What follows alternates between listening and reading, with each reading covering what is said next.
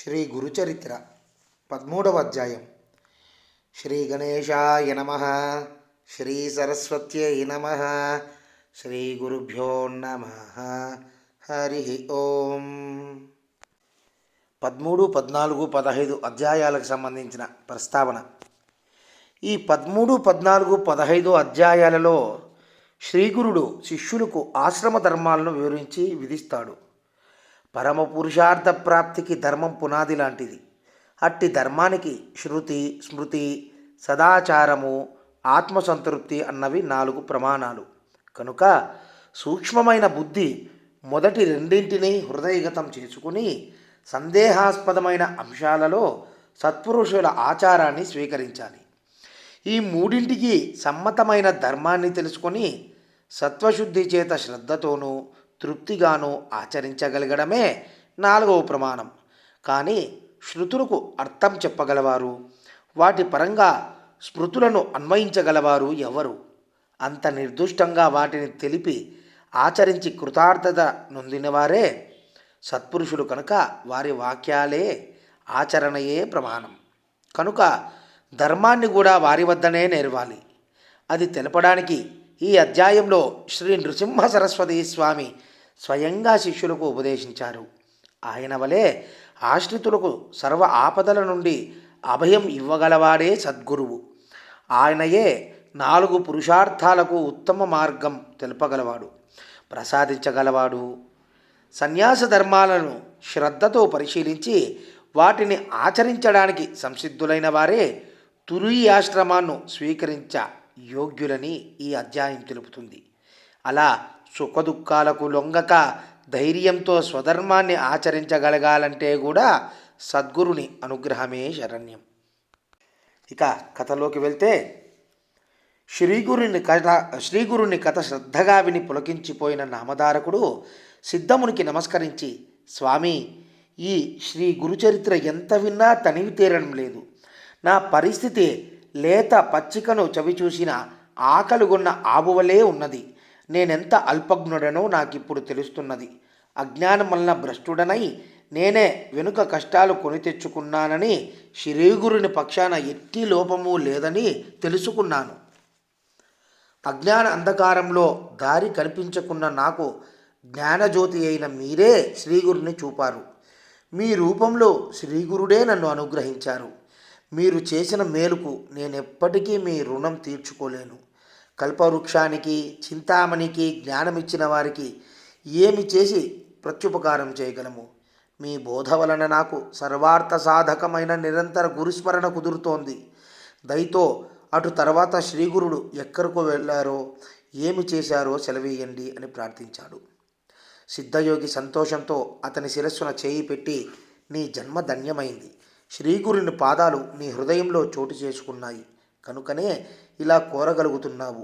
ఇందువల్ల నీవు తరించడమే గాక సాటి వారిని కూడా తరింపజేయగలవు.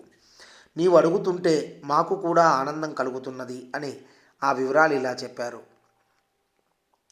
శ్రీగురుడు ప్రయాగలో ఉండగానే వారి మహిమ గురించిన ఖ్యాతి అన్ని దిక్కులా వ్యాపించి ఎందరో ఆయనకు శిష్యులయ్యారు. వారిలో ముఖ్యుడు మాధవుడు, సిద్ధుడు, బాలుడు, ఉపేంద్రుడు, జ్ఞానజ్యోతి, సదానందుడు, కృష్ణుడు అనే ఏడుగురం స్వామికి ముఖ్య శిష్యులం. మా అందరి పేర్లకు చివర సరస్వతి అనే బిరుదుంటుంది. శ్రీగురుడు మమ్ములను మరికొందరు శిష్యులను వెంటబెట్టుకుని అనేక తీర్థాలు, క్షేత్రాలు పావనం చేస్తూ దక్షిణ దేశం తిరిగి వచ్చి పూర్వాశ్రమంలో తమ జన్మస్థానమైన కారంజా నగరం చేరారు. అప్పుడు వారి తల్లిదండ్రులు, తోబుట్టువులు ఆయన రాకకెంతో సంతోషించారు. స్థానిక జనమంతా ఆయన్ను దర్శించి పూజించారు. వారిలో బ్రాహ్మణులందరూ స్వామిని తమ ఇంటికి భిక్షకు ఆహ్వానించసాగారు. శ్రీగురుడు అందరి ఆహ్వానాలు అంగీకరించి ఒకే సమయంలో అనేక రూపాలలో అందరి ఇళ్లకు వెళ్ళి భిక్ష చేశారు. అందరూ ఆ లీలకు ఆశ్చర్యపడి ఆయన సర్వవ్యాపకుడైన భగవద్ అవతారమని గుర్తించారు. ఒకరోజు ఆయన తల్లిదండ్రులకు శ్రీపాదుల రూపంలో మళ్ళీ దర్శనమిచ్చారు. వెంటనే అంబకు పూర్వజన్మ స్మృతి కలిగి భర్తతో, నాథ, క్రిందటి జన్మలో లోకపూజ్యుడైన కొడుకు కలగాలని నేను శ్రీపాదస్వామిని పూజించి వారి ఆదేశానుసారం శని ప్రదోష పూజ చేశాను. ఈ జన్మలో ఆ కోరిక నెరవేరి నా జన్మ సార్థకమైంది అని చెప్పింది. అప్పుడు ఆ దంపతులు తమను సంసార సాగరం నుండి ఉద్ధరించమని ఆయన్ను కోరారు. అప్పుడు శ్రీగురుడు ఏ వంశంలో ఉత్తముడైన సన్యాసి జన్మిస్తాడో ఆ వంశంలోని 42 తరాల వారు తరిస్తారు. ఆ కులం అంతటికీ బ్రహ్మలోక ప్రాప్తి కలుగుతుంది. అంతకుముందు నరకంలో పడిన పితృదేవతలు కూడా బ్రహ్మలోకం పొందుతారు. మీ కులంలో నేను జన్మించాను గనుక మీకు బ్రహ్మపదం లభిస్తుంది. మీ పిల్లలు పూర్ణాయుష్మంతులై అష్టైశ్వర్యవంతులై సుఖంగా జీవిస్తారు. మీరు వారి బిడ్డలను మనుమలను చూడగలుగుతారు. చివరి దశలో క్షేత్రాలన్నింటిలో ఉత్తమమైనది, వేదాల చేత కీర్తించబడినది అయిన కాశీలో మీరు నివసిస్తారు. మీకు ఎట్టి చింత అవసరం లేదు అని అభయం ఇచ్చారు.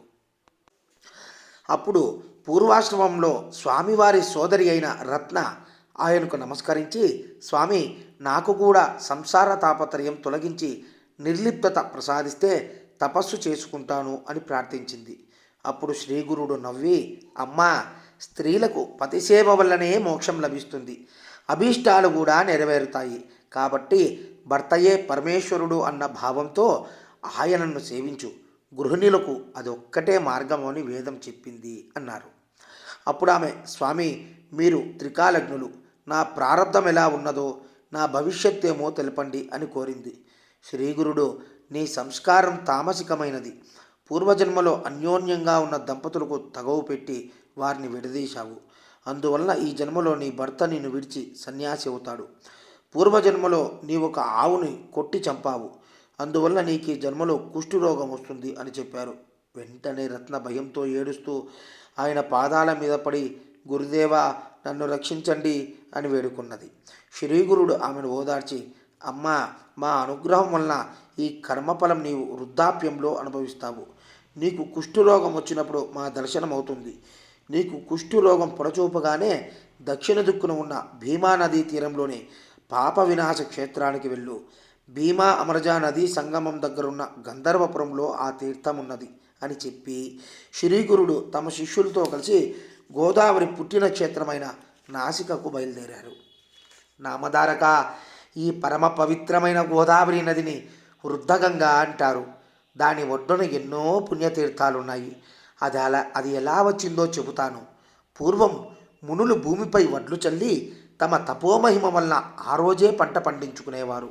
ఒకరోజు బ్రహ్మర్షి అయిన గౌతముడు వడ్లు చల్లి తపస్సుకు కూర్చున్న సమయంలో మునులందరూ సమావేశమై ఈయనకు ఒక సంకటం కల్పిస్తే ఈయన మనందరి కోసము గంగను భూలోకానికి తీసుకురాగలడు. జీవులన్నింటికీ ఆ నదీ స్నానం వల్ల సద్గతి లభిస్తుంది అని నిశ్చయించుకున్నారు. అందరూ కలిసి ఒక ఆవును, దూడను దర్భలతో తయారు చేసి తమ తపశ్శక్తితో వాటికి ప్రాణం పోసి గౌతముని పంట చేనుపైకి తోలారు. అనుష్ఠానం చేసుకుంటున్న గౌతముడు ఆవును చూచి తన చేతిలోని దర్భతో దానిని అదలించాడు. వెంటనే ఆ ఆవు మరణించింది. గోహత్య చేసినందుకు ప్రాయశ్చిత్తంగా గంగానదిని భూమిపైకి రప్పించి అందులో స్నానం చేయమని మునులందరూ కోరారు. గౌతముడు అందుకు అంగీకరించి తపస్సు చేసి శంకరుని అనుగ్రహంతో గంగను భూమి మీదకు తెచ్చాడు.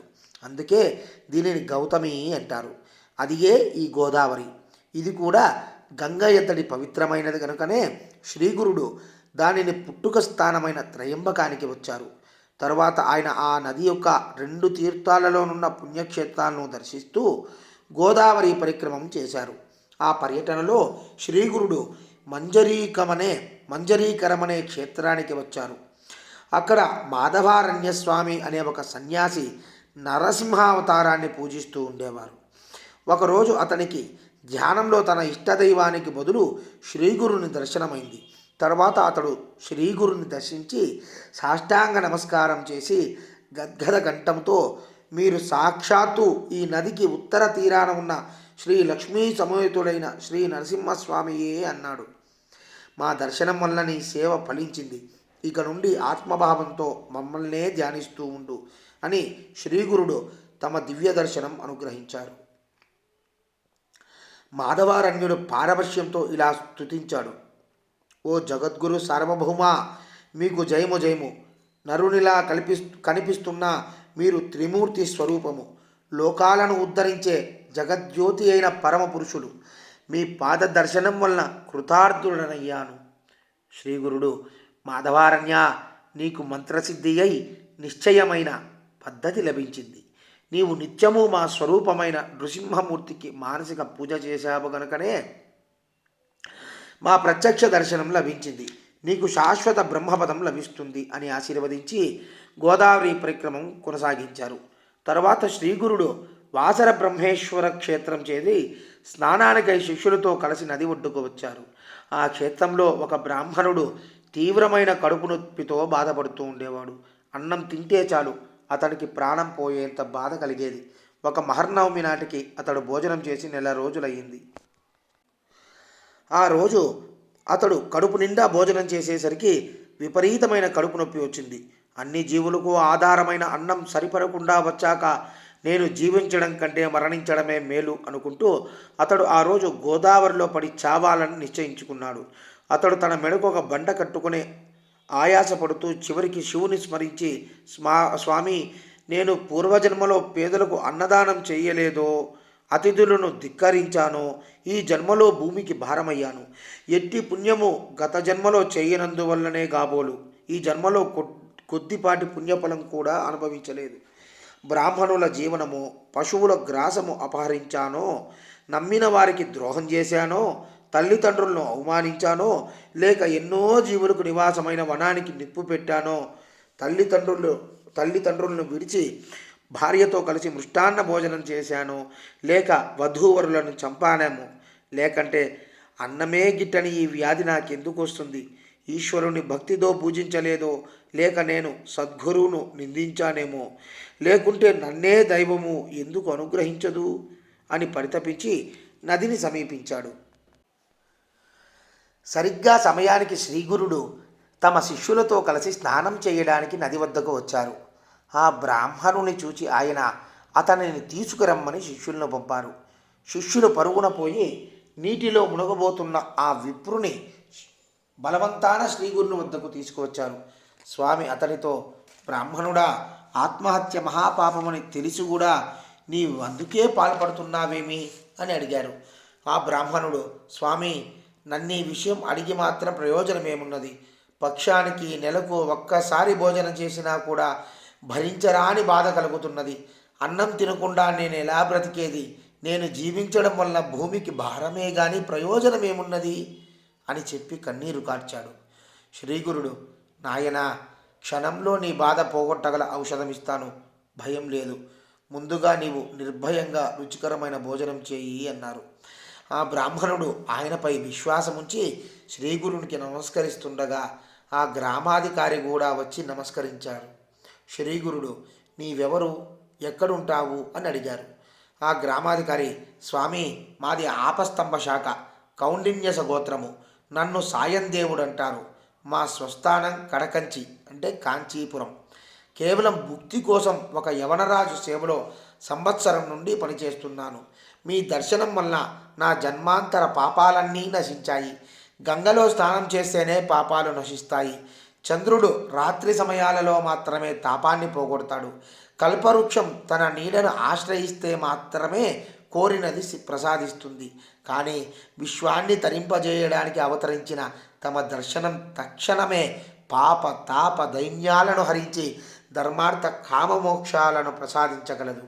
నా అదృష్టం వల్ల అప్రయత్నంగానే మీ దర్శనమైంది అని స్తుతించాడు. శ్రీగురుడు అతనిని ప్రేమగా తమ దగ్గర కూర్చోబెట్టుకుని, సాయందేవా, నేనొక మాట చెబుతాను విను. ఈ బ్రాహ్మణునికి ఉదరశూల రోగమున్నది. భోజనము లేకుండా ఇతడు ఎలా బ్రతుకుతాడు? ఇతని రోగానికి మృష్టాన్న భోజనమే మందు. కనుక నీవు ఇతనిని తీసుకువెళ్ళి మంచి భోజనం పెట్టు అని ఆదేశించారు.